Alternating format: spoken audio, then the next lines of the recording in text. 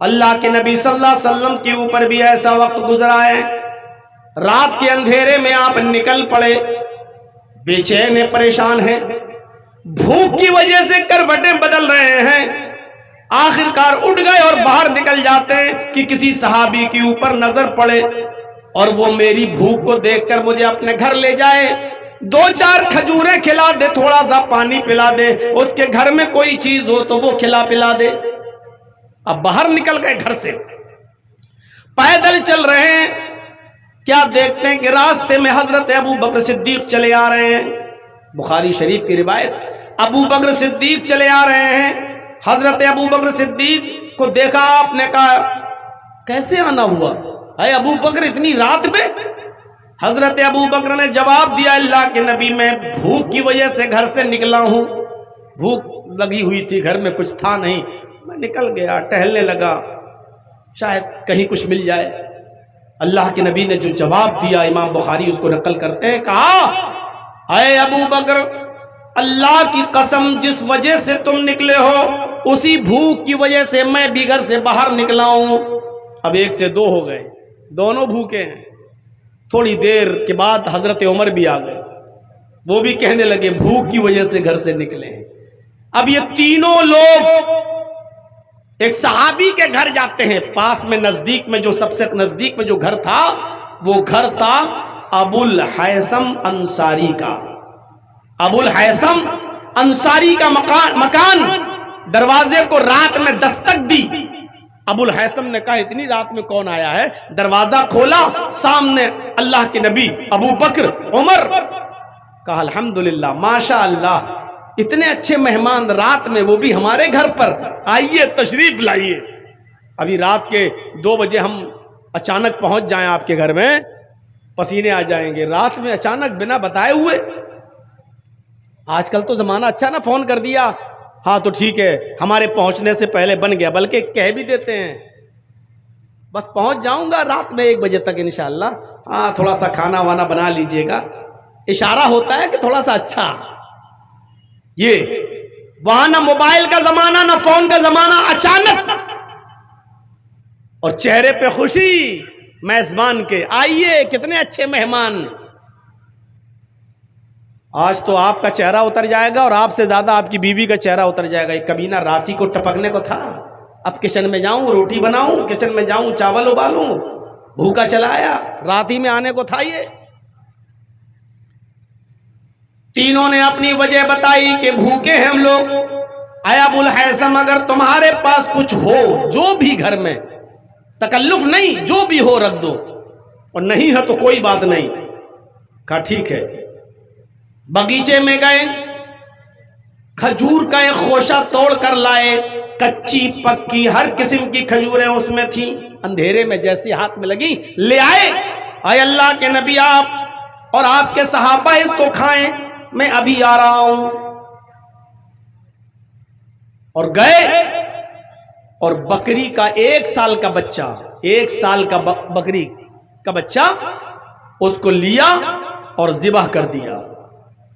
3 لوگ اور پوری بکری انہوں نے ذبح کر دی، بکری کا 1 سال کا بچہ۔ کھانا بننے لگا، تھوڑی دیر لگی کہ کھانے کے طرح طرح کے آئٹم بن گئے، روٹی بن گئی، دسترخوان لگا دیا گیا اور سامنے کھانا رکھ دیا گیا۔ اس زمانے میں جو چلتا تھا وہ سارا کھانا بکرے کے گوشت کے آئٹم بنا کر، روٹی وغیرہ بنا کر تیار کر دی گئی، دسترخوان لگ گیا۔ ابو بکر بھی بیٹھے، عمر بھی بیٹھے اور اللہ کے نبی صلی اللہ علیہ وسلم بھی بیٹھے۔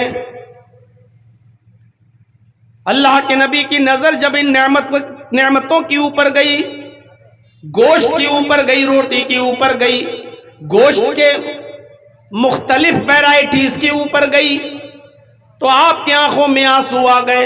بخاری کی روایت، اللہ کے نبی صلی اللہ علیہ وسلم کی زبان سے جو جملہ نکلا وہ جملہ یہ تھا، لَتُسْأَلُنَّ عَنْ هَٰذَا النَّعِيمِ يَوْمَ الْقِيَامَةِ۔ آئے ابو الحیثم، یہی وہ نعمتیں ہیں جن نعمتوں کے بارے میں قیامت کے دن اللہ رب العالمین کے یہاں سوال کیا جائے گا۔ یعنی ہم نے تمہیں ان نعمتوں کو کھلایا تھا، تم نے اللہ کا شکر ادا کیا یا نہیں کیا؟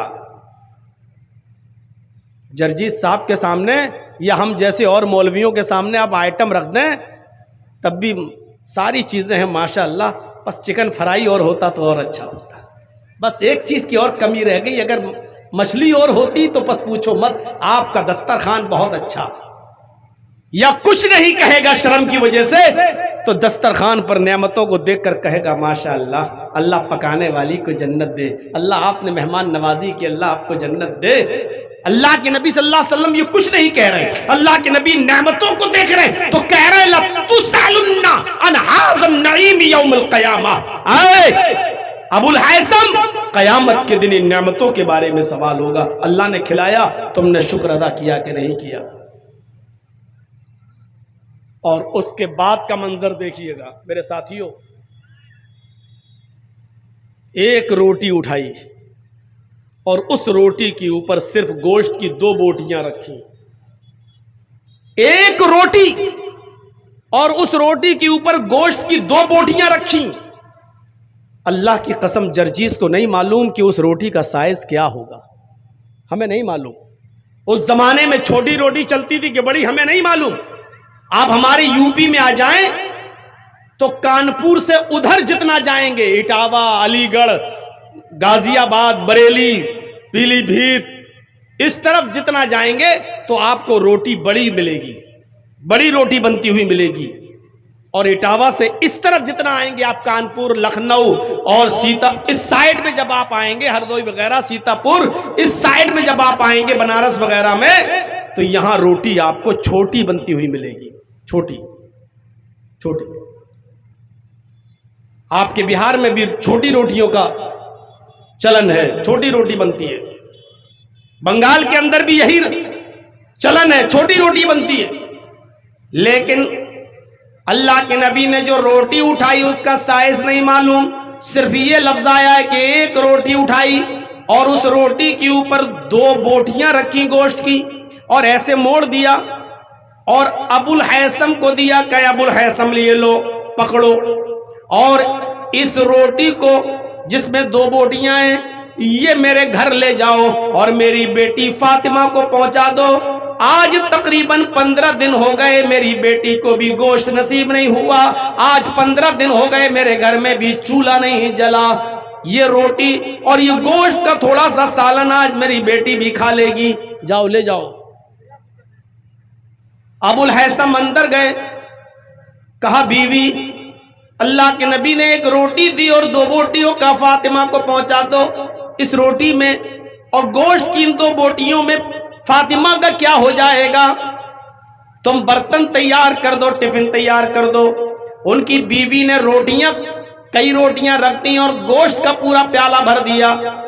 ابو الحیثم جب اس کو لے کر جانے لگے، سنیے، ابو الحیثم جب پورا ٹفن لے کر جانے لگے تو اللہ کے نبی نے ان کو دروازے پر پکڑ لیا، فرمایا ابو الحیثم اس برتن میں ٹفن میں کیا ہے؟ کہا اللہ کے نبی میری بیوی کو اچھا نہیں لگا ایک روٹی 2 بوٹی فاطمہ کو دی جائے، اس لیے انہوں نے یہ پورا برتن پیالہ گوشت سے بھر دیا اور کئی روٹیاں رکھ دی تاکہ آپ کی بیٹی پیٹ بھر کے کھانا کھا لے۔ اللہ کے نبی کی زبان سے جو جملے نکلے وہ جملے یہ تھے، آئے ابو الحیثم اگر پیٹ بھر کر میری بیٹی نے کھانا کھا لیا تو پھر وہ آج کی رات اللہ کی عبادت نہیں کر سکے گی، تہجد میں نہیں اٹھ سکے گی، اللہ کو یاد نہیں کر سکے گی، نیند رات بھر آرام سے کھانا کھا کر پھر رات بھر وہ آرام سے سوئے گی۔ اتنا ہم اپنی بیٹی کو نہیں کھلا سکتے کہ رات میں اٹھ کر وہ اللہ کی حمد بیان نہ کر سکے، ثنا نہ کر سکے، عبادت نہ کر سکے، تہجد نہ پڑھ سکے۔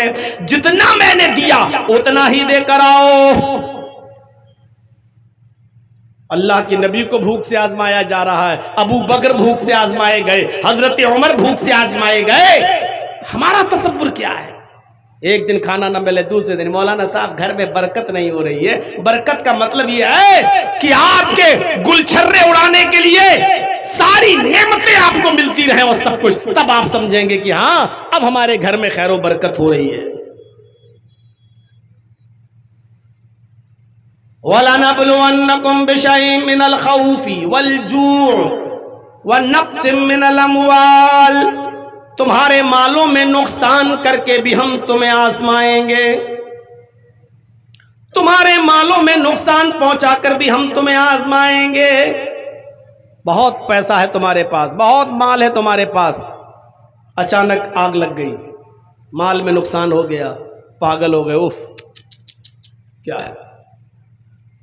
بڑی محنت سے آپ نے بلڈنگ بنا کر تیار کی تھی, اچانک اسرائیل و فلسطین کی جنگ میں ایک بم گرتا ہے اور آپ کا بنا ہوا وہ 5 منزلہ مکان بلڈوز ہو جاتا ہے. یا اتر پردیش کی طرح, میرے بھائیوں آپ سے ایک غلطی ہو گئی, بجائے اس کے کہ کورٹ میں مقدمہ چلے اور کورٹ سے فیصلہ ہو, آپ کی محنت کا بنایا ہوا اور محنت کی کمائی سے تعمیر کیا ہوا 5 منزلہ 10 منزلہ مکان صرف اس لیے بلڈوز کر دیا گیا, گرا دیا گیا کیونکہ آپ مسلمان ہیں. کیا بیتے گی آپ کے اوپر, کیا گزرے گی آپ کے اوپر. وَنَقْسِم مِّنَ الْأَمْوَالِ, ہم تمہارے مالوں میں نقصان پہنچا کر بھی ہم تمہیں آزمائیں گے. سن 2002 کا وہ دنگا جو گجرات کی دھرتی پر ہوا, جیسا کہ ابھی شیخ معین صاحب بتلا رہے تھے, 1996 میں سونیا واڑے میں تقریر ہوئی, سن 1998 میں میری حید احمد آباد کی سرزمین پر تقریر ہوئی تھی, 98 میں. جن لوگوں کے یہاں میں رکا تھا کروڑوں کی بلڈنگوں کے مالک تھے, کروڑوں کے ان کے شو روم تھے, بہترین مہمان نوازی کی تھی, اور اس وقت میں ایک نیا ابھرتا ہوا چہرہ تھا, اس لیے انہوں نے اپنے گھر ہی میں ہم کو ٹھہرایا تھا. کروڑوں کا شو روم, کروڑوں کی بلڈنگ, لیکن 2002 کے دنگے میں بلڈنگیں توڑ دی گئیں, دکانوں میں آگ لگا دی گئی. آج بھی کروڑوں کی بلڈنگوں کے مالک, کروڑوں کے شو روم کے مالک آج بھی وہ کرائے پر رہتے ہیں, ان کی زمین ان کو نہیں مل سکی, ان کے گھر و مکان ان کو بنا کر نہیں دیے گئے. کئی سال تک تو وہ کیمپوں میں رہے, اب کیمپوں سے آزادی ملی تو وہ کرائے کے مکان میں رہتے ہیں, اور کرائے کی دکان سے انہوں نے اپنی دکانداری شروع کی. وَنَقْسِم مِّنَ الْأَمْوَالِ, ہم تمہیں تمہارے مالوں میں نقصان پہنچا کر بھی آزمائیں گے. آج تمہارے پاس بہت کچھ ہے نا, جس نے دیا ہے وہ لینا بھی جانتا ہے, جس نے دیا ہے وہ چھیننا بھی جانتا ہے. اسی لیے تو کہا کہ قدر کر لو, جو دیا ہے قدر کر لو اس کی. وَنَقْسِم مِّنَ الْأَمْوَالِ, ہم تمہارے مالوں میں نقصان پہنچا کر بھی ہم تمہیں آزمائیں گے. وَالْأَنفُسِ, تمہاری جانیں لے کر بھی ہم تمہیں آزمائیں گے. ایسا ماحول دیکھ لیجئے, 70,000 80,000 1,00,000 آدمی فلسطین کے اندر مار ڈالا گیا, قتل کر دیے گئے, بچے, عورتیں, جوان, مرد, بوڑھے, سب ٹوٹل گنتی جو بتائی جا رہی ہے 70,000, یہ تو میڈیا رپورٹ ہے, اندرونی رپورٹ 1,00,000 سے بھی کئی اوپر. سن رہے ہیں, ہم تمہاری جانیں لے کر بھی آزمائیں گے. بہت محبت ہے بچے سے تمہیں, بچے کا انتقال ہو گیا, اللہ نے لے لیا, اب آپ روئیں گے, ہم جان لے کر بھی آزمائیں گے. بڑی خدمت کرتی تھی آپ کی بیوی, اچانک ہارٹ اٹیک ہوا, بیوی مر گئی, کتنا بڑا صدمہ پہنچا آپ کو. ہم جانیں لے کر بھی آزمائیں گے. والانفس والثمرات, ثمرات میں ساری چیزیں آ گئی. ویسے تو اناج, اس دور میں اناج اور گلے کا کاروبار ہوتا تھا, اس لیے آیت نازل ہوئی, اس میں ہر بزنس شامل ہے. جو آدمی جو بزنس کرتا ہے, کھیتی باڑی, اناج, گلہ, چاول کا یا دھان کا, پھل فروٹ پیدا ہو رہے ہیں, آم کے باغات ہیں, لیچی کے باغات ہیں, یا آپ اور کوئی بزنس کرتے ہیں, کاروبار کرتے ہیں کپڑے کا, ہم تمہیں تمہارے کاروبار کو چوپٹ کر کے, تمہارا کاروبار برباد کر کے بھی ہم تمہیں آزمائیں گے. کتنی چیزیں بتائیں, خوف ڈال کر بھی آزمائیں گے، بھوکا مار کر بھی۔ سن 2014 میں میں حج کرنے کے لیے گیا تھا سعودی عرب، اپنی ماں کو اور اپنے باپ کو لے کر۔ شیخ اصغر صاحب اور مولانا ہارون صاحب بھی ہمارے ساتھ تھے۔ سعودی عرب کی سرزمین پر ایک فلسطینی آدمی نماز کے بعد امام حرم سے سوال کرتا ہے، امام حرم سے سوال کرتا ہے ایک فلسطینی نوجوان، اور اس کے سوال کا مفہوم یہ تھا کہ امام محترم ہم لوگ فلسطین میں رہتے ہیں، حالات بڑے خراب ہیں، کبھی کبھی کھانا وقت پہ نہیں ملتا اور کبھی کبھی تو گھر میں پینے کے لیے پانی بھی نہیں ہوتا۔ امام محترم اگر ہمارے گھر میں کھانے کے لیے کھجور بھی نہ ہو اور پینے کے لیے پانی بھی نہ ہو، صبح میں ایک گھونٹ پانی بھی نہ پی سکیں، پانی بھی نہ ہو، تو کیا میں نیت سے سحری کی نیت، سحری روزے کی نیت کیا میں کر سکتا ہوں؟ یعنی نیت سے روزہ رکھ سکتا ہوں، سحری کرنے کی نیت ہے لیکن سحری ہے ہی نہیں، کھانا نہیں ہے، میرے پاس پانی نہیں ہے، تو کیا صرف اتنا سوچ لوں کہ میں روزے سے ہوں تو بنا کھائے پیے کیا اس نیت سے روزہ ہو جائے گا؟ امام حرم کے آنکھوں میں آنسو تھے اور اس نوجوان کو کہا کہ بالکل انشاءاللہ تمہارا روزہ اللہ رب العالمین کے یہاں قبول ہو جائے گا، سارے اعمال کا دار و مدار نیت ہی پر ہے۔ اس نوجوان نے پھر ایک اور سوال داغ دیا اسی خانہ کعبہ میں کہ امام محترم یہی حال افطار کے موقع پر بھی ہمارا ہوتا ہے، ایک کھجور تک نہیں ہے جس سے میں افطار کر سکوں اور پانی کا ایک گھونٹ تک نہیں جس کو میں پی سکوں۔ اگر ہمارے پاس افطار کرنے کے لیے کچھ نہ ہو، نہ کھانے کے لیے کھجور ہو، نہ پینے کے لیے پانی کا ایک گھونٹ ہو، تو کیا میں نیت سے روزہ افطار کر سکتا ہوں؟ یعنی صرف یہ سوچ لوں کہ ہاں میں نے افطار کر لیا تو کیا نیت سے افطار ہو جائے گا روزہ؟ امام حرم پھوٹ پھوٹ کر رونے لگے، امام حرم پھوٹ پھوٹ کر روئے، ان کے رونے کی آواز مجمع میں سب سن رہے ہیں، سب دیکھ رہے ان کے آنسو، اور اس نوجوان کو بلاتے ہیں اور اپنے سینے سے لگاتے ہیں، اور سینے سے لگا کر امام حرم کا جواب یہ ہے کہ آئے نوجوان، تیرے اس طرح روزے کا انعام کوئی نہیں دے سکتا، تیرے اس طریقے سے روزہ رکھنے کا انعام صرف تیرے رب کے پاس ہے۔ اللہ بہتر جانتا ہے کہ تیرے اس طریقے کے روزے رکھنے کا انعام اللہ تجھے کیا دے گا، تیرے اس روزے کی قدر اللہ کی نظر میں کیا ہے یہ اللہ ہی بہتر جانتا ہے۔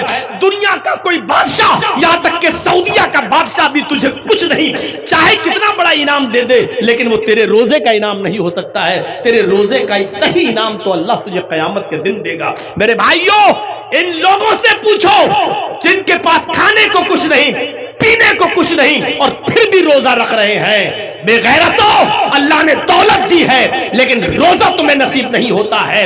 تم کہتے ہو بھوک برداشت نہیں ہوتی ہے، تم کہتے ہو کہ بیڑی نہیں چھوٹتی ہے، تم کہتے ہو بڑا محنت اور مزدوری کا کام ہم گھر پہ کرتے ہیں اس لیے ہمیں محنت کا کرنا پڑتا ہے، اس لیے روزہ نہیں رکھتے۔ تمہیں نیند کیسے آ جاتی ہے؟ تم بستر پہ اپنے آرام کے ساتھ خواب خرگوش میں مست ہو کر سو کیسے جاتے ہو؟ اللہ کا عذاب تمہارے دلوں کو چیر کیوں نہیں دیتا ہے؟ تم کیسے آرام کی نیند سو جاتے ہو بستر پر؟ کیسے تمہیں نیند آ جاتی ہے بستر پر؟ اس کشمیری نوجوان سے پوچھو، وَلَنَبْلُوَنَّكُمْ بِشَيْءٍ مِّنَ الْخَوْفِ، خوف ڈال کے بھی آزمائیں گے، ہر وقت خوف کے سائے میں رہتے ہیں وہ لوگ، وَالْجُوعِ، بھوکا مار کر بھی آزمائیں گے، جتنا بھوکے وہ لوگ رہتے ہیں ہم اور آپ نہیں رہ پا رہے ہیں، وَنَقْصٍ مِّنَ الْأَمْوَالِ، جتنا مالوں کا نقصان اتنا ان کا ہوا ہے ہمارا اور آپ کا نہیں ہوا، وَالْأَنفُسِ، جتنی جانیں ان کی گئی ہیں آج کس کی جانیں جا رہی ہیں، وَالثَّمَرَاتِ، کھیتیاں باڑیاں کاروبار بزنس ہم تمہیں تباہ کر کے بھی ہم تمہیں آزمائیں گے۔ ان تمام صورتوں میں میرے جو بندے صبر کر لیں، اب آیا کیا کہا؟ ان تمام آزمائشوں میں میرے بندے جو پورے اتر جائیں اور صبر کر لیں، صبر، وَبَشِّرِ الصَّابِرِينَ، تو صبر کرنے والوں کو بشارت دے دو، मुफस्सिरीन का इत्तिफाक जन्नत की बशारत। वबश्शिर साबिरीन, ये हुक्म दिया जा रहा अल्लाह के नबी को, ऐ मोहम्मद सल्लल्लाहु अलैहि वसल्लम इन सब्र करने वाले लोगों को जन्नत की खुशखबरी सुना दो, जो इन तमाम इम्तिहान में पास हो जाएं, पूरे उतरे, अल्लाह कि दीन को ना छोड़ें, शरीयत को ना छोड़ें, इस्लाम को तर्क न करें, ऐसे लोगों को तुम जन्नत की खुशखबरी सुना दो। अब ये सब मुसीबतें हैं, खौफ, भूख, मालों में नुकसान, जानों का जाना, कारोबार का बर्बाद होना, ये सब मुसीबतें हैं। आगे दुआ बताई जा रही है, सुनिएगा। अल्लज़ीना इज़ा असाबतहुम मुसीबा, जिन लोगों को जब कोई मुसीबत पहुंचे, मुसीबत कोई भी मुसीबत हो सकती है, कोई भी गम आ सकता है, अल्लाह ताला क्या कह रहा है, मेरे बंदो जब तुम्हें कोई मुसीबत पहुंचे, जब तुम्हें कोई मुसीबत तुम्हें घेर ले, कालू, तो मेरे बंदे उस मुसीबत से घबराते नहीं हैं, आपे से बाहर नहीं होते, अपना आपा नहीं खो देते हैं, बल्कि क्या करते हैं, अल्लाह के बंदों का काम क्या होता है, मोमिनों का काम क्या होता है, जब उनके ऊपर मुसीबत आती है, कालू, उस मुसीबत को पहुंचने के बाद, उस मुसीबत को देखने के बाद उनकी जबान से जुमला निकलता है, इन्ना लिल्लाहि व इन्ना इलैहि राजिऊन, हम सब अल्लाह की तरफ से हैं और अल्लाह ही की तरफ हम सबको लौट कर जाना है, हम सब अल्लाह ही की तरफ से हैं और अल्लाह की तरफ लौट कर जाना है। बड़ी बदकिस्मती ये है हमारी और जहालत ये है हमारी कि हम ये समझते हैं कि ये कोई मर जाए तो मरने की खबर सुनो तब ये दुआ पढ़ो, इन्ना लिल्लाहि व इन्ना इलैहि राजिऊन। ये हमारी जहालत है। ये अलग बात है कि मौत भी एक मुसीबत है, गम का पहाड़ टूटता है मौत की खबर सुनकर, तो उस वक्त भी ये दुआ पढ़ी जा सकती है, लेकिन सिर्फ मौत ही गम लेकर नहीं आती है, मौत ही गम लेकर नहीं आती, खौफ का माहौल पैदा हो जाए ये भी गम है। इन्ना लिल्लाहि व इन्ना इलैहि राजिऊन। कोई बहुत बड़ी परेशानी आ जाए, इन्ना लिल्लाहि व इन्ना इलैहि राजिऊन। रात में कोई अहम काम कर रहे हो, अचानक लाइट चली जाए, ये भी एक मुसीबत है। इन्ना लिल्लाहि व इन्ना इलैहि राजिऊन। 1 लाख रुपए का मोबाइल खरीदा, साफ एप्पल का फोन है, आईफोन है, अभी 2 ही दिन हुए, खो गया, चोरी हो गया, कहां चला गया पता चला, मोबाइल गायब, कोई चीज खो गई। इन्ना लिल्लाहि व इन्ना इलैहि राजिऊन। ये सब दुआ पढ़ी जाती है, पढ़ना चाहिए। अल्लज़ीना इज़ा असाबतहुम मुसीबा, जब मुसलमानों को कोई तकलीफ पहुंचती है, कोई मुसीबत उनके पास आती है, तो ये घबराते नहीं हैं, उस मुसीबत को मोस्ट वेलकम कहते हैं, उस मुसीबत का स्वागत करते हैं और कहते हैं इन्ना लिल्लाहि व इन्ना इलैहि राजिऊन। अल्लाह तो कह रहा है कि मुसलमान तो वो है कि मुसीबत से घबराता नहीं है, बल्कि मुसीबत के मौके पर वो अल्लाह पर तवक्कुल करता है।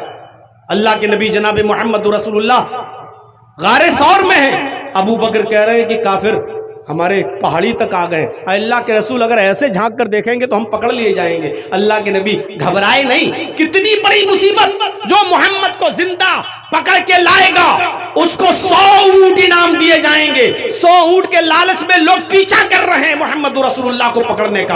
आप जिस गार में छिपे हैं उस गार तक पकड़ने वाले काफिर आ चुके हैं। अगर झांक के नीचे देख लें तो अल्लाह के नबी की इसका सर दिखाई दे जाए, लेकिन अल्लाह ने उनकी आंखों पे पर्दा डाल दिया, वो अल्लाह के नबी को देख नहीं सके। इतनी बड़ी मुसीबत नबी के ऊपर, लेकिन अल्लाह के अबू बकर कह रहे हैं अल्लाह के नबी वो हमारे सर पर। अल्लाह के नबी क्या कह रहे हैं, ला तहज़न इन्नल्लाह माअना। आए अबू बकर घबराओ नहीं, अल्लाह हमारे साथ है। आए अबू बकर घबराओ नहीं, अल्लाह हमारे साथ है। यानी मुसीबत आई, घबराए नहीं। मोमिन का शेवा ये होता है कि जब उसके पास मुसीबत आए तो वो घबराए नहीं, बल्कि क्या पढ़े, इन्ना लिल्लाहि व इन्ना इलैहि राजिऊन। अब एक वाकया सुनाता हूं बुखारी से, दिलचस्प। دیکھیے دعا ہے، ہم سب اللہ ہی کی طرف سے ہیں اور اللہ ہی کی طرف لوٹ کے جانا ہے.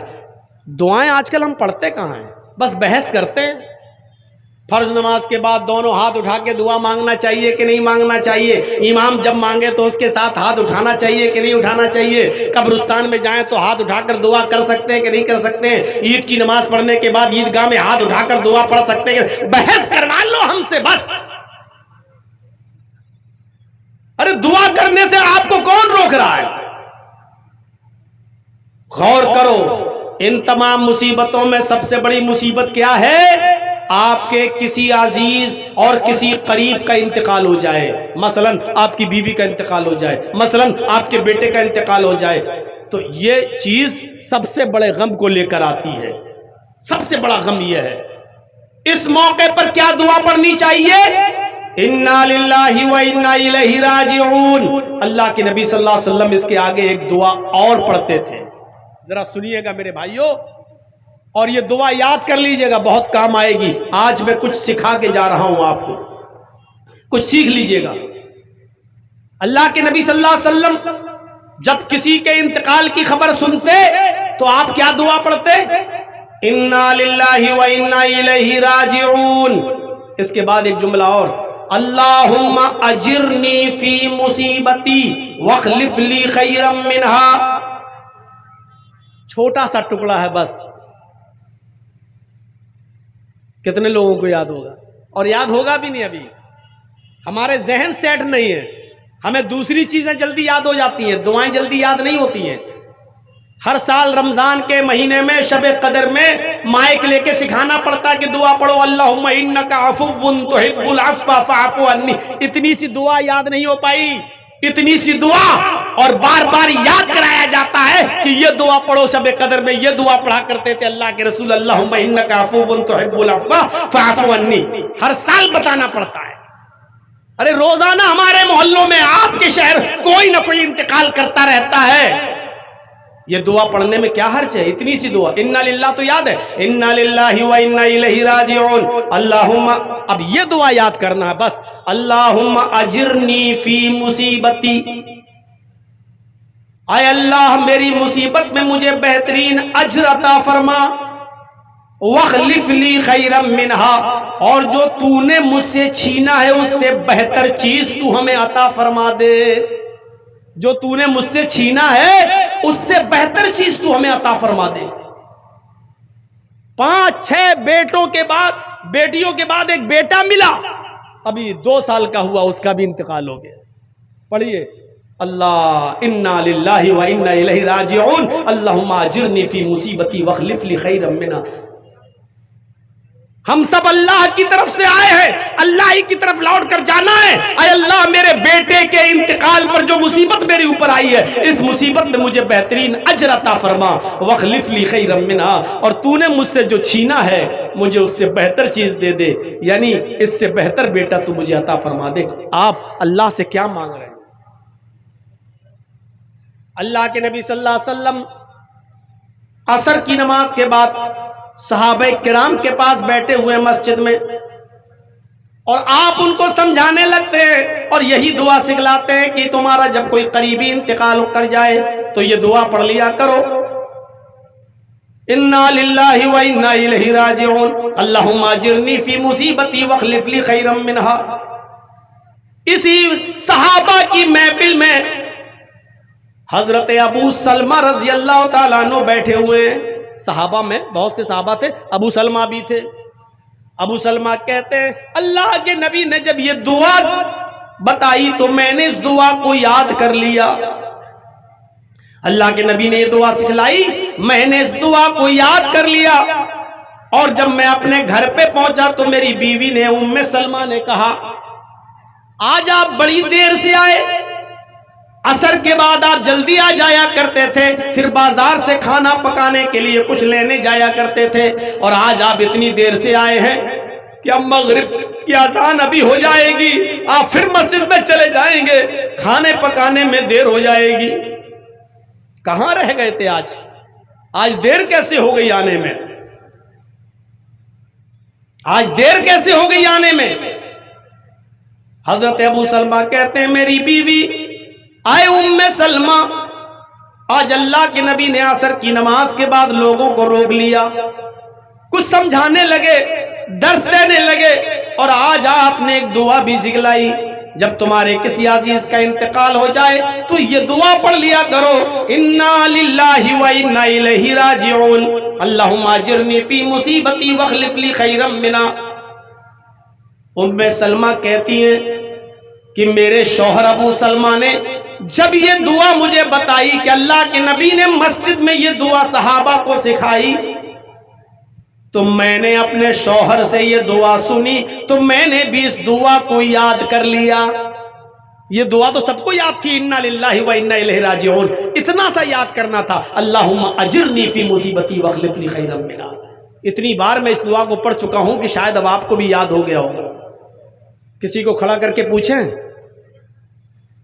اتنی بار میں دہرا چکا ہوں کہ شاید آپ کو یاد ہو گئی ہو، اللہم اجرنی فی مصیبتی واخلف لی خیرا منہا۔ اب سر نیچے ہو گئے، کہیں مولانا ہم ہی کو کھڑا کر کے نہ پوچھ لیں،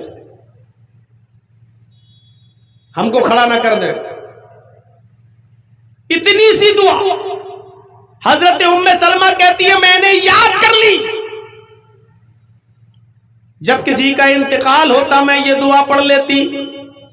6 مہینے گزر گئے، 8 مہینے گزر گئے، 1 سال گزر گیا، میرے شوہر کپڑے کا بزنس کرتے تھے، کپڑا دوسرے شہر میں لے جایا کرتے تھے، بیچتے تھے، اور وہاں سے کچھ چیزیں خرید کے لاتے تھے، اپنے شہر میں بیچا کرتے تھے۔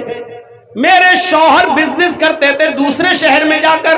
ایک دن میرے شوہر بزنس کے لیے نکلے اور وہاں پہنچ گئے، اور وہاں سے بہت سا سامان لے کر جب میرے گھر کی طرف آئے، اپنے شہر کی طرف جب چلنے لگے تو راستے میں بیمار پڑ گئے، ابو سلمہ بیمار پڑ گئے۔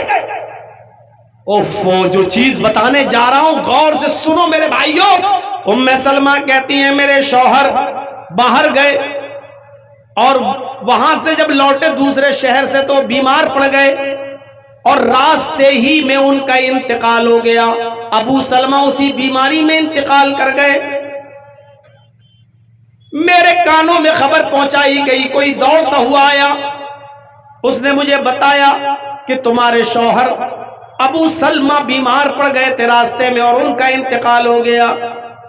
میں نے اپنے شوہر کے انتقال کی جب خبر سنی تو میں نے یہی دعا پڑھ لی جو مجھے یاد تھی، انا للہ و انا الیہ راجعون۔ یہی دعا میں نے پڑھ لی، انا للہ و انا الیہ راجعون، اللہم اجرنی فی مصیبتی واخلف لی خیرا منہا۔ پھر مٹی میرے گھر لائی گئی، غسل دیا گیا، کفنایا گیا، اور ابو سلمہ کو دفن کر دیا گیا۔ میں عدت میں بیٹھ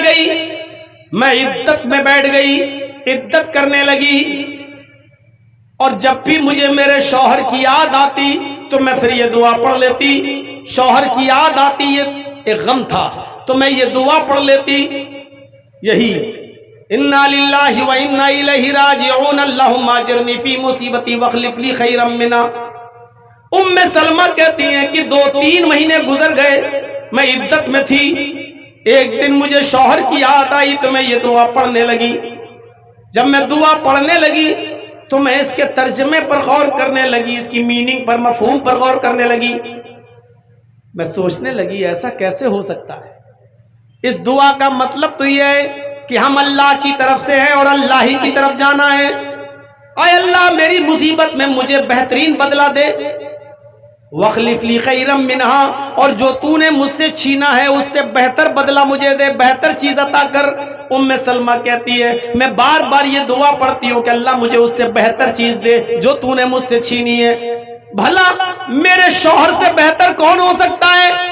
میرے شوہر جو مجھ پر جان چھڑکتے تھے، میرے دیوانے تھے، میری ہر پریشانی اور ہر چیز کا خیال رکھتے تھے، میرے شوہر اس دنیا سے انتقال کر گئے، اور میں اللہ سے دعا کرتی ہوں کہ اللہ مجھے وہ چیز دے جو میرے شوہر سے بہتر ہو، میرے شوہر سے بہتر چیز دے۔ کیسے ہو سکتا ہے؟ بھلا اس دنیا میں میرے شوہر سے اچھا بھی کوئی ہوگا؟ ایسا کیسے ہو سکتا ہے؟ सलमा कहती हैं मैं दुआ को दुआ की तरह पढ़ती रही और ये सोचती रही कि ऐसा कैसे हो सकता है, भला अबू सलमा से भी ज्यादा कोई मोहब्बत करने वाला, अबू सलमा से भी ज्यादा कोई प्यार करने वाला मुझे मिलेगा क्या? उनसे भी कोई अच्छा इस दुनिया में होगा? सलमा कहती हैं कि जब मेरी इद्दत पूरी हो गई, 4 महीने 10 दिन, जब मेरी इद्दत पूरी हो गई तो एक दिन मैं बकरी के चमड़े को, बकरी के खाल को दबागत दे रही थी। अरब के अंदर ये खाले वाले बेची नहीं जाती थी। बकरी ज़िबा की खाल निकाली, उसको दबागत दी, उसको गर्म पानी में बबूल अबूल डालकर उसको गर्म करके उसको साफ किया, या तो मशकीज़ा बना लिया जाता था जो पानी के भरने में काम आता है, या ढोल बना लिया जाता था, या जाय नमाज वगैरह बना ली जाती थी, उसको घर में इस्तेमाल में लाया जाता था। सलमा कहती है कि मैं बकरी के खल के चमड़े को दबाकर दे रही थी, अचानक मेरे दरवाजे पे दस्तक हुई, मेरी इद्दत खत्म हो गई, अचानक मेरे दरवाजे पर दस्तक हुई, मैंने जल्दी से हाथ धोए और दरवाजे की तरफ मैं आगे बढ़ी, मैं जल्दी से दरवाजे की तरफ आगे बढ़ी। जैसे ही मैंने दरवाजा खोला तो क्या देखती हूँ कि मेरे सामने जनाब मोहम्मद रसूलुल्लाह सल्लल्लाहु अलैहि वसल्लम खड़े हैं, मेरे सामने मोहम्मद रसूलुल्लाह सल्लल्लाहु अलैहि वसल्लम खड़े हैं।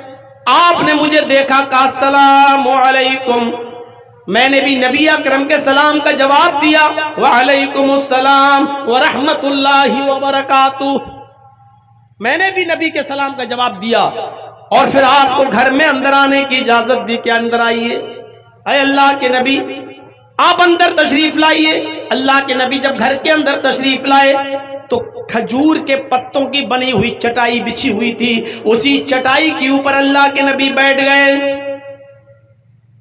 कितनी बेइज्जती होती है, औरतें कहती हैं लो साहब इतना अच्छा घर बना लिया, एक सोफा नहीं डाल सकते हो, बाहर के मेहमान आते हैं बेचारे, उनको है टूटी फूटी कुर्सियों पे बिठाना पड़ता है। अल्लाह के नबी खजूर के पत्तों की बनी हुई चटाई के ऊपर बैठ गए।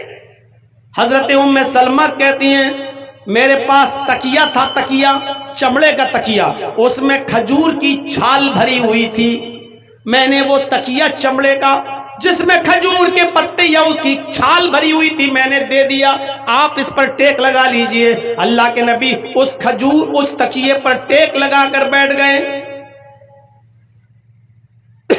मैंने पूछा अल्लाह के नबी मेरे इस गरीब खाने पर आने का मकसद क्या है?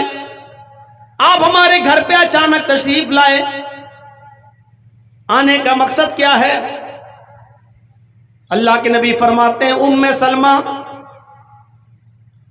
तुम्हारे शौहर अबू सलमा का इंतकाल हो चुका है,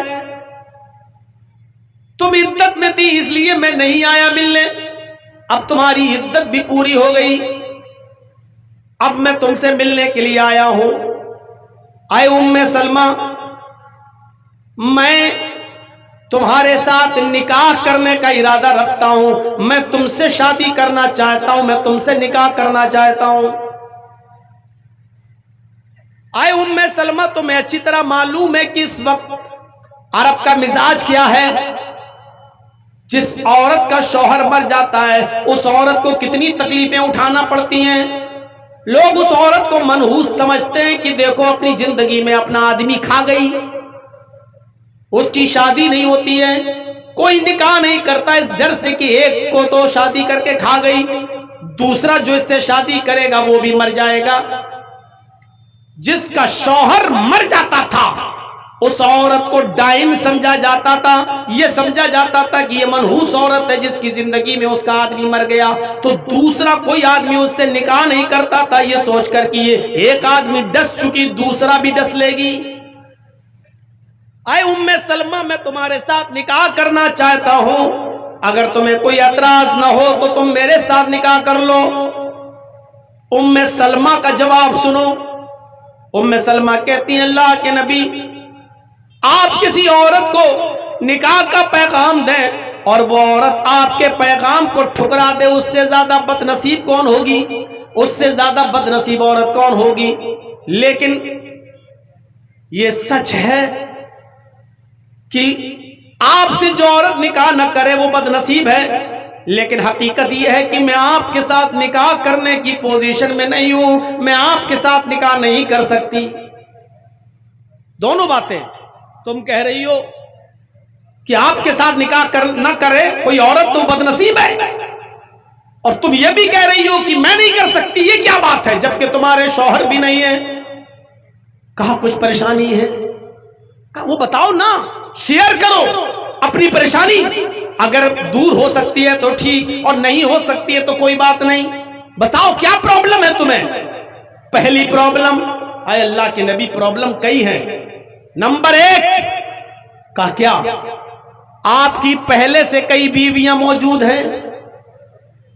آپ کی پہلے سے کئی بیویاں موجود ہیں، میں سوکن برداشت نہیں کر سکتی، میری غیرت کسی سوکن کی تو طلاق سننے کی نہیں ہے، میری غیرت برداشت نہیں کر سکتی۔ کبھی ہمارے اور آپ کے درمیان کوئی معاملہ بگڑتا ہے، ہمارے اور آپ کے درمیان کبھی کسی معاملے میں لے کر بحث ہوگی تو آپ کی بیویوں کو ادھیکار اور حق نہیں ہوگا وہ بیچ میں بول لیں۔ جب ہمارے اور آپ کے بیچ میں کوئی بات ہے تو ہم اور آپ ہی اس کو دور کریں گے۔ آپ کی کوئی بیوی اگر بیچ میں بولے گی اور مجھ سے لڑے گی تو مجھ سے برداشت نہیں ہوگا، میں ہاتھا پائی پر اتر جاؤں گی، اس لیے کہ میں سوکن برداشت نہیں کر سکتی، میں بہت غیرت مند خاتون ہوں اور میرے ساتھ کئی سوکنے ہوں، یہ کیسے برداشت کر لوں؟ آپ نے کہا سوکن کا ہونا اچھا نہیں یا سوکن کا مداخلت کرنا، بیچ میں بولنا؟ کہا نہیں، سوکن کا بیچ میں بولنا۔ جب ہم آپ کی بیوی ہیں، کوئی بات ہمارے اور آپ کے درمیان اگر ہوگی تو ہم اور آپ حل کریں گے، آپ کی کوئی دوسری بیوی ہمارے بیچ میں نہیں بولے گی۔ آپ نے کہا ٹھیک ہے، میں اللہ سے دعا کروں گا، اللہ ایسی نوبت ہی نہیں لائے گا کہ کوئی دوسری بیوی ہمارے اور تمہارے بیچ میں بولے۔ انشاءاللہ میں کسی اور بیوی کو اپنے اور تمہارے معاملے میں بولنے کی اجازت نہیں دوں گا۔ اے ام سلمہ، یہ میں وعدہ کرتا ہوں کہ میرے اور تمہارے درمیان کوئی تیسری بیوی انٹرفیئر نہیں کرے گی، کوئی دوسری بیوی نہیں بولے گی۔ اچھا، یہ تو پہلی پرابلم تھی۔ کہا دوسری پرابلم بھی ہے؟ کہا کیا؟ وہ بھی بولو۔ کہا دوسری پرابلم یہ ہے کہ اے اللہ کے نبی، شادی جس مقصد سے کی جاتی ہے میں اس مقصد کے لائق نہیں ہوں۔ شادی کے بعد یہ ہوتا ہے کہ کوئی بچوں کی پیدائش ہو، بچے بڑھے، نسل بڑھے، میں بڑھاپے کی اس عمر کو پہنچ چکی ہوں، اس عمر میں اب میں بچے پیدا کرنے کے لائق نہیں ہوں، میں شادی کی اس عمر کو کراس کر چکی ہوں، اس لیے آپ اگر اس مقصد سے شادی کرنا چاہتے کہ نسل بڑھے تو میں آپ کو پہلے بتا دیتی ہوں کہ بچے پیدا کرنے کی میں پوزیشن میں نہیں ہوں۔ صاف کہہ دیا۔ اللہ کے نبی کا جواب سنو، اے ام سلمہ، بڑھاپے کی جس دہلیز پر تم نے قدم رکھ دیا ہے، تقریباً میں بھی اسی دہلیز پر قدم رکھے ہوئے ہوں، تم جتنی عمر کی ہو اتنی عمر کا میں بھی ہوں، لہذا عمر میں کوئی مسئلہ نہیں ہے، اور شادی میں بچوں کی پیدائش کی وجہ سے نہیں کر رہا ہوں، اس رسم کو ختم کرنے کے لیے کرنا چاہتا ہوں جو عرب کے اندر ہے، جو کسی بیوہ عورت کو شادی کرنے کا ادھیکار نہیں دیتی ہے۔ میں چاہتا ہوں کہ میں بیوہ عورت کو نکاح میں لے آؤں، ایک بیوہ سے شادی کر لوں تاکہ یہ رسم ٹوٹ جائے اور لوگ بیوہ عورتوں سے نکاح کرنے لگیں، اور بیوہ عورت کو بھی حق حاصل ہو کہ کسی شوہر کو ڈھونڈے اور آدمی کو اور شادی کر لے، بیوہ عورت کو بھی گھر بسانے کا حق حاصل ہو جائے، اس لیے میں شادی کر رہا ہوں۔ حضرت ام سلمہ کہتی ہیں کہ ٹھیک ہے، آپ نے میری 2 پریشانیاں دور کر دی، لیکن مجھے ایک تیسری پرابلم اور ہے، مجھے ایک تیسری پریشانی بھی ہے جس کی وجہ سے میں شادی نہیں کر سکتی۔ کہا وہ کیا ہے؟ اور وہ آخری پرابلم ہے۔ اللہ کے نبی نے کہا بتاؤ۔ کہنے لگی اے اللہ کے رسول، میرے شوہر ابو سلمہ کا انتقال ہو گیا ہے، وہ اپنے بچے چھوڑ کر گئے ہیں، اور بچے بھی کافی بڑے بڑے ہو چکے ہیں، وہ اپنے بچے چھوڑ کر گئے ہیں، آپ اس سے شادی کرنا چاہتے ہیں۔ ابو سلمہ کے انتقال کے بعد ان بچوں کی پرورش میں کرتی ہوں، ان بچوں کو میں پالتی ہوں، ان بچوں کا پالن پوشن میں کرتی ہوں، ان بچوں کی کفالت میرے ذمہ ہے۔ اگر آپ یہ چاہتے ہیں کہ میں صرف ام سلمہ سے شادی کر لوں اور یہ بچے ام سلمہ کے مائکے والے سنبھالیں، بچوں کے ماموں آئیں اور بچوں کو لے جائیں، بچوں کے نانا آئیں بچوں کو لے جائیں، یہ بچے اپنے ننیال میں پلیں، اپنے ماموں کے ہاں اپنے نانا کے یہاں پلیں یا ددیال میں پلیں، تو اے اللہ کے نبی یہ نہیں ہو سکتا ہے۔ یہ بچے ابو سلمہ چھوڑ کر گئے، ان بچوں کی کفالت میرے ذمہ، یہ بچے میں پالتی ہوں، ان کی پرورش میں کرتی ہوں، اگر آپ میرے ساتھ نکاح کرنا چاہتے ہیں تو ان بچوں کو میں نہیں چھوڑ سکتی ہوں، ان بچوں کی ذمہ داری، ان کی کفالت اور ان کو کھلانا پلانا، ان کی پرورش کی ذمہ داری بھی آپ کو اٹھانا پڑے گی۔ کتنی کلیئر بات۔ اللہ کے نبی فرماتے ہیں ام سلمہ یہ کوئی کہنے کی بات ہے؟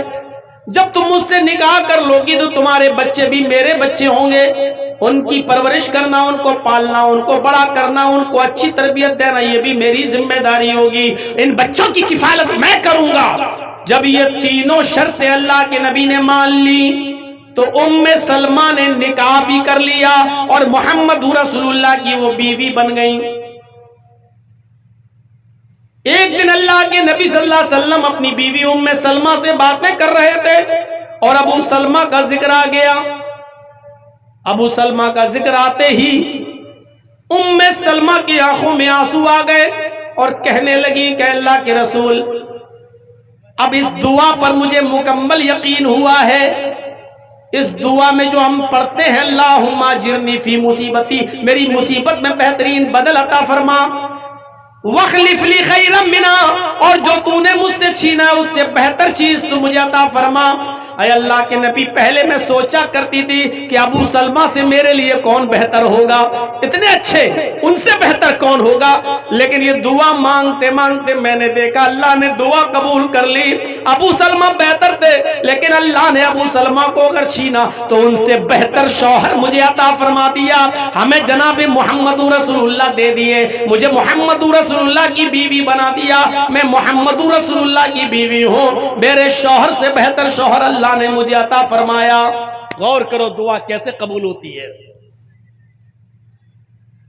یہاں تو صورتحال دوسری ہے، شادی ہوئی، مانگ رہے بیٹا، اللہ مجھے بیٹا دے دے، اللہ مجھے بیٹا دے دے، اللہ مجھے بیٹا دے دے۔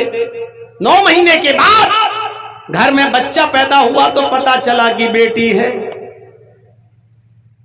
پیشانی پہ شکن پڑ گئی، پسینہ آ گیا، اللہ میں نے تو بیٹا مانگا تھا تو نے بیٹی دے دی۔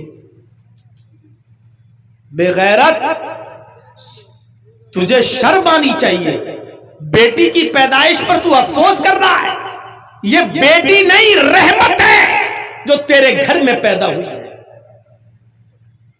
ہو سکتا ہے اللہ نے تجھے اس لیے بیٹا نہ دیا ہو کیونکہ اللہ بہتر جانتا تھا کہ یہ بیٹا اگر مانگ رہا ہے، اگر میں بیٹا دوں گا تو وہ بیٹا بڑا ہو کر زمین و جائیداد کے چکر میں اپنے باپ کا مرڈر کر دے گا، اپنے باپ کا ہی خون کر دے گا، اپنے باپ کو ستائے گا۔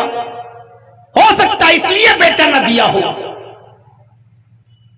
یہی آدمی بیچارہ جس کو بیٹا نہیں ملا روتا رہا، پریشان رہا، زندگی بھر کہتا رہا اللہ میں نے بیٹا مانگا تو نے بیٹی دے دی۔ ابھی وہ بچی بیچاری جوانی کی دہلیز پر قدم رکھی، 15-16 سال کی ہوئی، ابھی شادی نہیں ہوئی، اچانک باپ کا ایکسیڈنٹ ہوتا ہے، پیر ٹوٹ گیا، ریڑھ کی ہڈی میں چوٹ لگی، بستر پہ پڑا ہے۔ ڈاکٹر نے بستر ہی پر لیٹے لیٹے کھانے پینے کی اجازت دی، پیشاب اور پائخانہ کرنے کی اجازت دی، اٹھ نہیں سکتا۔ اب ایسے موقع پر دیکھ رہا ہے کہ میری بیوی میری گندگی کو ہاتھ نہیں لگا رہی ہے، میرا بیٹا جو شادی شدہ ہو چکا ہے یا بہو والا ہے، نہ اس کی بہو آ رہی ہے نہ بیٹا آ رہا ہے۔ ایسے نازک موڑ پر وہ دیکھتا ہے کہ اس کی بیٹی آتی ہے، اپنے باپ کی اس چادر کو بدلتی ہے جس پر اس نے پیشاب کر رکھا ہے، ایک پوٹ لے کے آتی ہے اور اپنے باپ کے کمر کے نیچے رکھ دیتی ہے، ابو ضرورت سے فارغ ہو جائیے۔ باپ نے اسی پوٹ میں لیٹرین کی اور بیٹی آئی اسی پوٹ کو اٹھا کر پھینک رہی ہے، اپنے باپ کی گندگی کو صاف کر رہی ہے، اس کے کپڑے دھل رہی ہے۔ یہی باپ جو بیٹا بیٹا چلا رہا تھا، آج بیٹی کی طرف سے یہ ہونے والی خدمت کو دیکھتا تو کہتا کہ اللہ واقعی تیری قدرت، واقعی تیرا علم وسیع ہے، میں نے تجھ سے بیٹا مانگا تھا، لیکن اگر بیٹا ہوتا تو آج شادی شدہ ہو کر میری یہ خدمت نہیں کر سکتا تھا جو میری بیٹی میری خدمت کر رہی ہے۔ اس پوزیشن میں میری بیٹی میرے کام آئی۔ واقعی تو حکیم ہے، تو اچھی طریقے سے جانتا ہے کہ بیٹا دینا چاہیے کہ بیٹی دینا چاہیے۔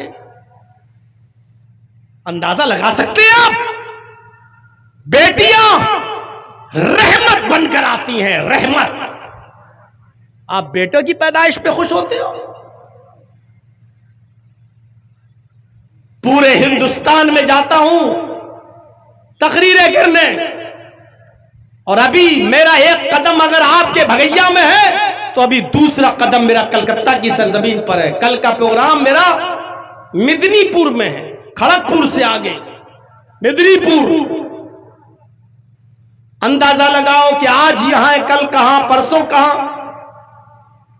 شیخ بتا رہے تھے کہ سن 1996 میں تقریر کی، یہ 29-30 سال کا زمانہ جو گزرا ہے، اس 30 سال تقریروں کے زمانے میں میرے بھائیوں پورے ہندوستان کے چپے چپے میں جا چکا ہوں۔ ایسے ایسے ماں باپ کو جانتا ہوں جنہوں نے میری خدمت کی ہے، جنہوں نے مجھے کھلایا پلایا ہے۔ 5 سال کے بعد ان کے گھر گیا تو پتا چلا کہ وہ نہیں ہے اس دنیا میں۔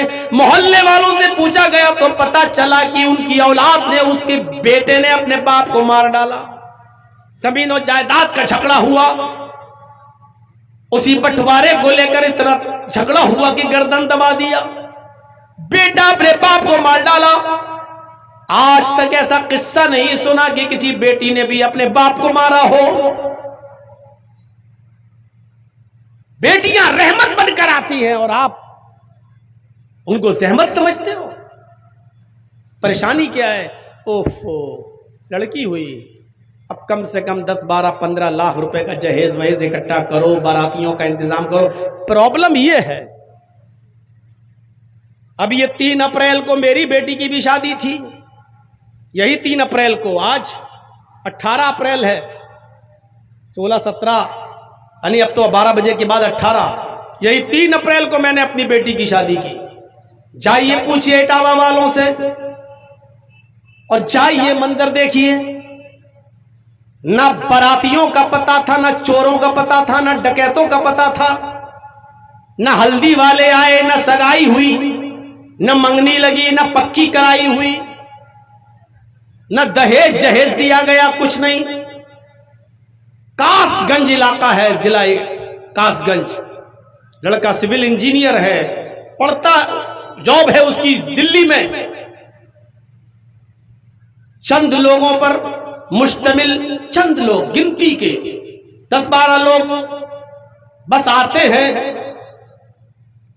مسجد میں نکاح ہوتا ہے، دور سے آئے تھے اس لیے کھانا بھی کھلا دیا گیا، دور سے نہ آتے تو کھانے کا بھی انتظام نہیں کرتا، لڑکی والوں کے لیے ہے ہی نہیں کہ وہ کھانا کھلائیں۔ کیوں کھلائیں؟ چونکہ 150 کلومیٹر سے چل کے آئے تھے، اس لیے کھانے وانے کا انتظام کیا۔ مغرب کے بعد نکاح ہوا اور عشاء کے بعد رخصتی کر دی، نہ ایک ویڈیو بنی، نہ باراتی آئے، نہ میں نے کوئی کھانا بنوایا، نہ پکوان کیا۔ میں نے خود اپنے محلے کے لوگوں کو بھی نہیں بلایا، میں نے اپنے سگے خالہ خالوؤں کو نہیں بلایا، ماموں کو نہیں بلایا۔ لڑکی والے کی ذمہ داری ہی نہیں ہے۔ اس بات کو منظر عام پہ بول رہا ہوں، ریکارڈ ہو رہا ہے، اور یہ تقریر پوری دنیا سنے گی، ہمارے اٹاوا والے بھی سنیں گے۔ اگر جھوٹ بولوں گا میرے بھائیوں تو میری گرفت بھی ہوگی، اور کہیں گے لوگ دیکھو یہ جلسوں میں جھوٹ بولتا ہے۔ ایک ثبوت کوئی نہیں دے سکتا ہے کہ میں نے دہیج دیا ہو، میں نے بارات بلائی ہو، اور لائٹیں لگی ہوں، خیمے لگے ہوں، پردے لگائے گئے ہوں، میں نے بھی شادی کی۔ جو تقریروں میں بولا میں نے ویسے کر کے دکھایا۔ اب آپ اپنے علاقے کے مولویوں پہ نظر رکھو اور دیکھو کہ یہ اپنی بیٹیوں کی شادی کیسے کرتے ہیں، یہ اپنے بیٹوں کی شادی کیسے کرتے ہیں۔ آپ نظر رکھو، اور مولویوں پہ بھی نظر رکھو کہ یہ غیر شادی شدہ یہ کیسے شادی کرتا ہے۔ دیکھو اس 30 سال کی زندگی میں کتنی اصلاح ہوئی، آپ غور کریں۔ آپ لڑکے ہی مارتے ہیں اپنے ماں باپ کو، لڑکیاں نہیں۔ ہاں مولانا صاحب، لڑکی پورے خاندان کا نام ڈبو دیتی ہے، یہ سچ ہے، آپ صحیح کہہ رہے ہیں۔ آپ کو اس وقت تکلیف ہوتی ہے جب آپ کے گھر میں کوئی لڑکی پیدا ہوئی، بڑی ہوئی، اور آپ جہاں شادی کرنا چاہتے وہ لڑکی تیار نہیں، وہ دوسری جگہ شادی کرنا چاہتی ہے، کسی غیر آدمی سے نکاح کرنا چاہتی ہے، اور ایسا بھی ہو سکتا ہے کہ وہ کسی غیر مسلم سے شادی کرنا چاہتی ہو۔ اب آپ کے سر گھومتے ہیں کہ اب کیا ہوگا، اور جب وہ کسی غیر کے ساتھ بھاگتی ہے تو آپ کہتے ہیں کہ اچھا تھا یہ پیدا ہوتے ہی مر جاتی ہے۔ تو اس میں لڑکی کا قصور نہیں ہے جو بھاگ رہی ہے کسی غیر کے ساتھ، اس میں قصور ہے آپ کی تربیت کا، اس میں قصور ہے آپ کی پرورش کا۔ آپ نے اپنی بیٹی کو وہ تربیت ہی نہیں دی، کیوں گئی غیر مسلم کے ساتھ، کیوں بھاگی وہ کسی مسلمانی کے ساتھ، لیکن بھاگ کر شادی کیوں کی، کیوں؟ اس میں غلطی آپ کی رہی، آپ نے اس کو اینڈرائڈ موبائل دے دیا، لے بیٹی 30,000 کا موبائل ہے اوپو کا، لے ویوو کا، لے سیمسنگ کا، سم بھی دے دی، نیٹ پیک بھی ڈال دیا۔ اب وہ آپ کی بیٹی چلا رہی ہے، فیس بک بھی چلا رہی ہے، میسنجر بھی چلا رہی ہے، واٹس ایپ بھی چلا رہی ہے۔ پڑھنے کے لیے بھی آپ نے ایسا اسکول اس کا چوائس کیا جہاں لڑکے اور لڑکیاں دونوں بیٹھ کے پڑھ رہے ہیں۔ انٹرویل میں اسکول کی کینٹین میں بنی ہوئی ہوٹل پہ لڑکے اور لڑکیاں دونوں بیٹھ کر چائے پی رہے ہیں۔ اب تیری لڑکی کسی غیر کے ساتھ بھاگے گی نہیں تو کیا تیری آرتی اتارے گی؟ تربیت آپ نے غلط دی تو لڑکی پھر اس کا قصور کیا ہے؟ حضرت مریم مسجد کے محراب کے اندر موجود ہے اور ان کے پاس بے موسم پھل آ جاتا ہے۔ حضرت مریم کے پاس بے موسم پھل آ جاتا ہے، جس پھل کا موسم نہیں وہ۔ حضرت زکریا نے دیکھا یہ پھل، کہنے لگے اے مریم یہ پھل کہاں سے آئے تیرے پاس، انا لک ھذا، اے مریم یہ پھل تیرے پاس کہاں سے آئے؟ سیب کا موسم نہیں، سیب کہاں سے آیا؟ آم کا موسم نہیں، آم کہاں سے آیا؟ لیچی کی فصل نہیں، لیچی کہاں سے آئی؟ انگور کا موسم نہیں، انگور تیرے پاس کہاں سے آ گیا؟ اے مریم بتا یہ پھل کون لایا تیرے پاس؟ حضرت مریم جواب دیتی ہیں قالت هو من عند اللہ، اے میرے سرپرست، اے میری پرورش کرنے والے، مجھے کھلانے پلانے والے، میرا خیال رکھنے والے، اے زکریا، یہ تمام کی تمام نعمتیں اللہ کے پاس سے آئی ہیں، کوئی فرشتہ رکھ کر گیا ہے۔ آپ غلط نہ سمجھو، میرا کسی لڑکے کے ساتھ کوئی غلط تعلق نہیں ہے، یہ کوئی مجھے تعلق میں نہیں دے گیا، کوئی لڑکا نہیں دے گیا، یہ ساری نعمتیں مجھے اللہ کی طرف سے ملی ہیں۔ حضرت زکریا نے کیسی پرورش کی تھی، اور اس سے پوچھ رہے ہیں یہ پھل کہاں سے آیا؟ کس سے؟ زکریا کس سے پوچھ رہے ہیں؟ مریم سے۔ کون مریم؟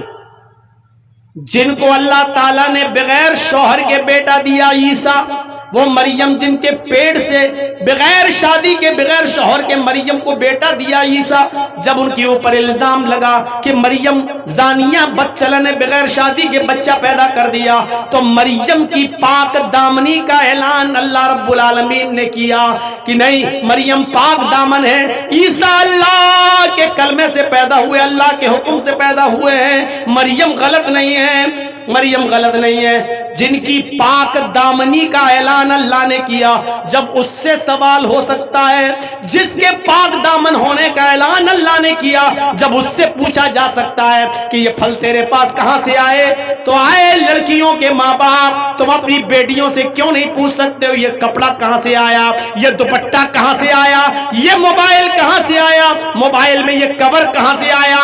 تیرے موبائل میں بیلنس نہیں تھا، اس موبائل میں بیلنس کس نے ڈالا؟ کیا تم اپنی بچیوں سے، اپنی بیٹیوں سے یہ سوال نہیں کر سکتے؟ اور نہیں کرو گے تو تمہارا نام ڈبوئیں گی اور غیروں کے ساتھ بھاگیں گی، تمہاری آرتی نہیں اتاریں گی۔ تربیت جہاں لڑکیوں کے لیے، لڑکوں کے لیے بھی ہونی چاہیے، لڑکیوں پر بھی نظر ہو تو لڑکوں پر بھی نظر ہو.